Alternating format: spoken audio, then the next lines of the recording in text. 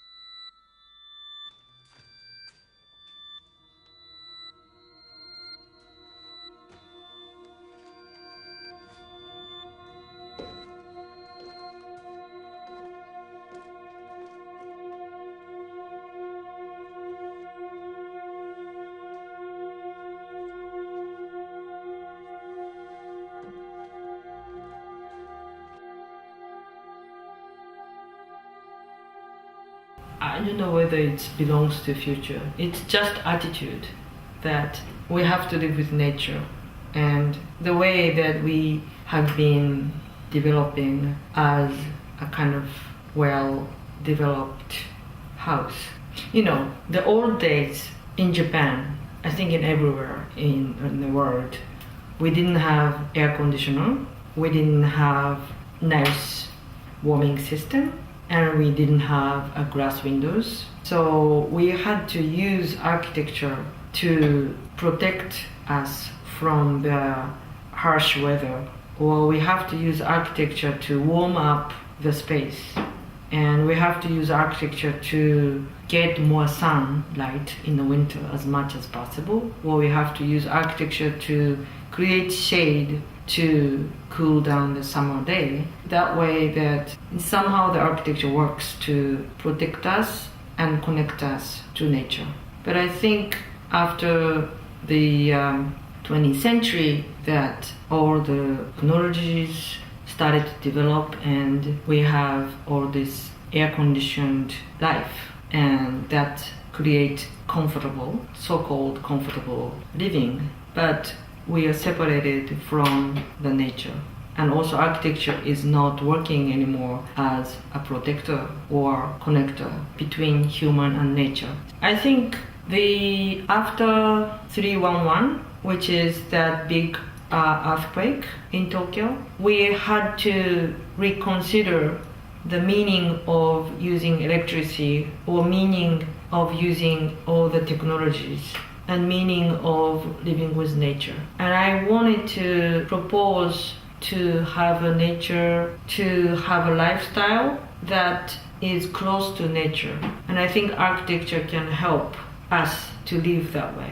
I think as a result, maybe that I'm thinking of future, but I'm not really making anything for future. I'm just trying to make something which is more natural. We are so stupid that I think people are so stupid that we can be separate from nature. After 311, after the earthquake, you know that the Fukushima was badly damaged. We were suffered from all this nuclear plant radiation.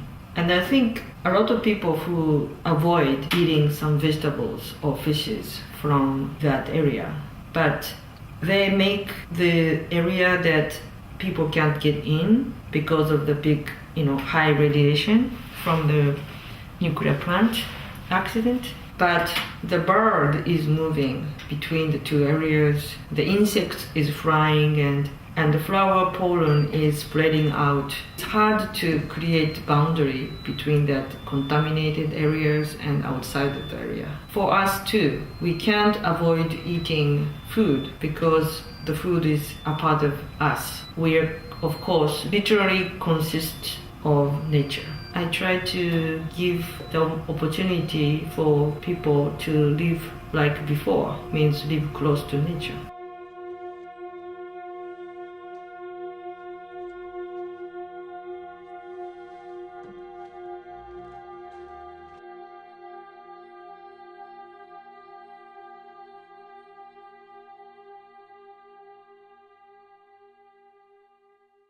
I have been working with concept of infinity, some space which is beyond people's perceptions. I realize that infinity appears at the point of the people's limitation of perceptions.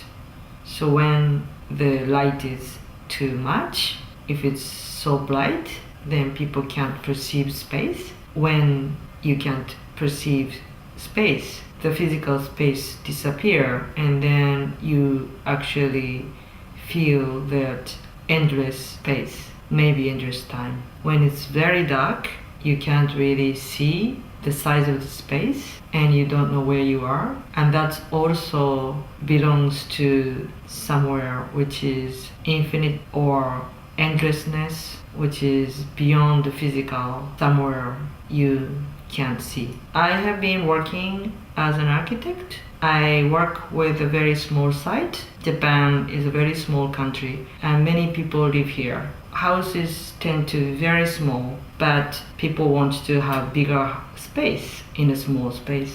I always say to my client that you can actually expand the physical space, or physical space is not measurable. You can live in endless space even it's a small site, because the space is perceived by our perception. We actually can change the physical space by creating architecture. I realized that I can use light and shadow to create infinite space, can expand the space or extend our visions. I work with light and shadow when I make architecture.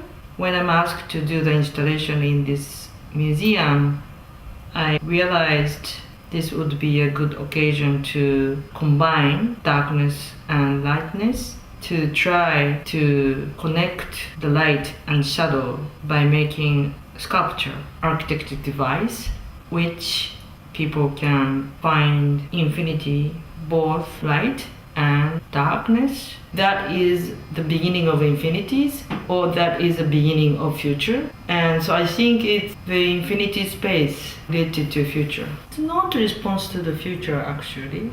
It's just response to the nature. When you look into that little sculpture, you can't actually see where is that end of the space. But when you try to see, when you try to focus on the end of the corridor, end of the doorways, you really can't focus on that light. And then at that time that I try to see far, but I can't see, and my focus is something beyond physical. And I like that feeling. And that's why that when I make that little architecture device, I think when I'm trying to look into that little doorways, that I feel similar feelings that when I felt that I was in that infinity space.